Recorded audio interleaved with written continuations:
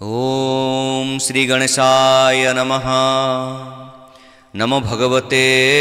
वासुदेवाय। नारायणं नमस्कृत्यं नरो चैवं नरोत्तमं देवीं सरस्वती व्यासं ततो जयमुदीरयेत्।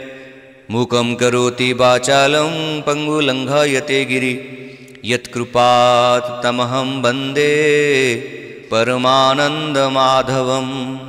श्रीमद्भागवत महापुराण प्रथम स्कंद अथ द्वितीय अध्यायः। सूत उवाच मुनिंक प्रश्न कर्णे शुणी हरस मने मने गुणी गुरुंकु मने मने ध्याई परम प्रीति वाक्ये गाई जीवर हिते कृत कृत्य हसी कहन्ति मुनि सुत जे सुख एकांत गमन करीण देह कले शून्य पुत्रर स्नेह मने धरी व्यास डाकन्ति उच्च करी पितार स्नेह रक्षा अर्थे उत्तर देले वृक्ष पथे ताहांकु मोरो नमस्कार जे हृद सर्व प्राणींकर जीवर परित्राण अर्थे करुणा बही जेहु चिते अखिल वेदर जे सार जे अनुभव आपणार कहिले पुराणर सार ताहांकु मोरो नमस्कार बाणी नर जे नारायण जे ग्रंथ संसार तारण उदित कले ए संसारे नमई ताहांक पयरे एमंते नमस्कार करी कहन्ति मने मोद भरी शुण सकल मुनि जन साधुए तुम्भर वचन परम मंगल ए बाणी जीवन स्थरे जहा शुणी परम धर्म ए जगते कृष्ण भक्ति जेउ मते फलर आशा जहि नाही विघ्न पशिब बा काहीं जे भक्ति बले ए संसार नुहई पूर्ण ए जीवर भक्ति कले ज्ञान होए जीवन पड़े माया मोहे कृष्ण चरित शुणी जेबे भक्ति न जन्मे मूढ़ भावे केवल श्रम ताहांकर काहू तरिबे तम घोर अर्थ संचित जेते नर केवल दुख ताहांकर अर्थे न पाई धर्म मोक्ष से काम लोभटी प्रत्यक्ष इंद्रिय अर्थे प्रिय जेते लोभे भ्रमर काम अर्थे जाबत जीवन धरई काम लोभरे सुख काहीं जीवर तत्व जानिबारे के ज्ञानी अछि ए संसारे तत्व विचारी ज्ञानी जेते ज्ञान कहन्ति ए जगते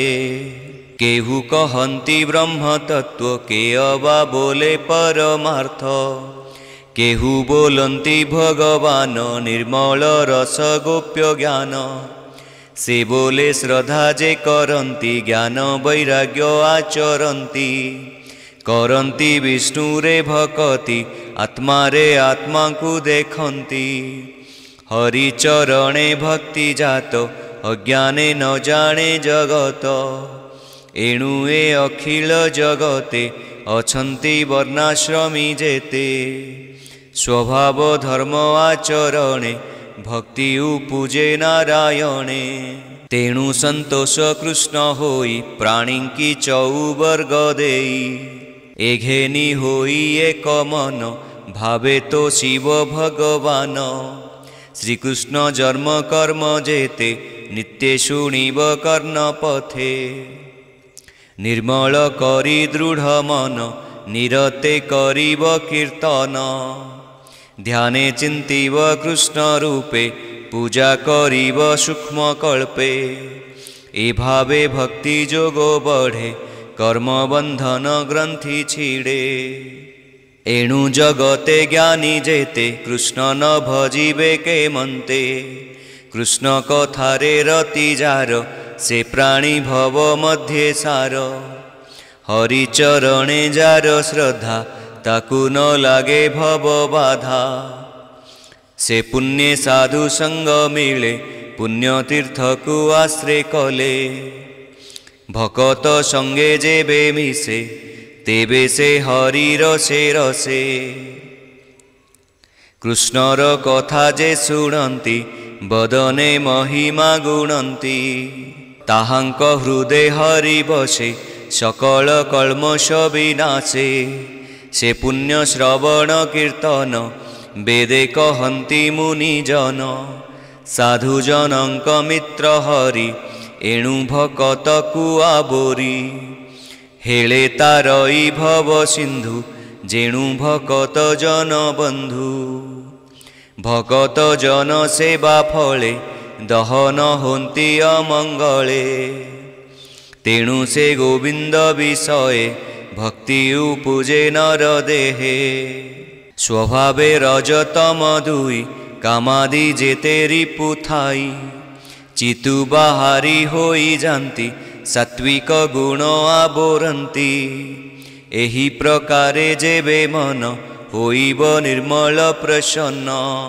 तेबे से भक्ति जोग बले कृष्ण भकत संग मेले निर्मल ज्ञान प्रकाशई जन्म मरण आउ काहीं अशेष कर्म गंठी छंद एणे छिड़ई सर्वद्वंद सर्व संशय तुले कर्म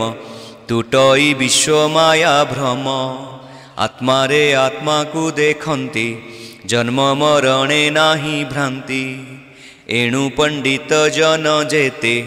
आनंदे भक्ति जोग मते हरि विषय दृढ़ चिते नित्ये भजन्ति आत्मा हिते विष्णुर मायारु संभूत आदि प्रकृति जनमात जे सत्व रज तम गुण सृष्टि पालन संहारण अनादि परम पुरुष ए तीनि गुणे से प्रकाश सृष्टि उदये ब्रह्मा होई पालने विष्णु से बोलाई संहार काले रुद्र रूपे सुखे विहरे मोह कल्पे से शुद्ध सत्व विष्णु देहे जंतुंक श्रेय गुण बहे काष्ठो संजोगे धूम जात धूमरु अनल संभूत तृतीय अंगार प्रमाण तामस रज सत्व गुण ए भावे ब्रह्म परिमाणी भवसागर तरे प्राणी निर्मलो चेता मुनि जेते विचार करी आत्मा हिते विष्णु को सत्व गुणे जानी भजिले मुख्य परिमाणी तामस रज गुणे जेते जे भूतपति ए जगते स्वभावे घोर भयंकर एणु न भजे साधु नर अहिंसा शांति गुणे थांती हरिचरित चित्ते चिंती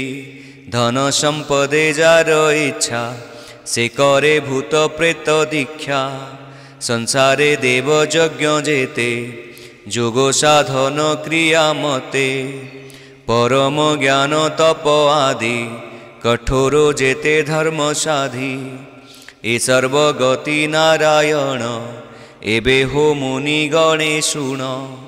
ए सर्व विधि धर्म जेते करिब विष्णु प्रीति अर्थे ए तीनि गुणे नारायण सृष्टि पालन संहारण एमंते विश्वरूप धरे माया संसारे से बिहरे स्वभावे निर्गुण मुरारी खेलई त्रिगुण आबोरी सकल जीव मध्ये थाई अज्ञाने जीव न जानई अशेष महिमा जे धरे किबा उपमा देबा तारे से हरि चरण पंकज सुजन जन नित्य भज कहई दास जगन्नाथ गीत प्रबंधे भागवत इति श्रीमद्भागवते महापुराणे पारमहंस्यायां संहितायां प्रथमस्कन्धे नैमिषोपाख्याने अथ द्वितीयोऽध्यायः।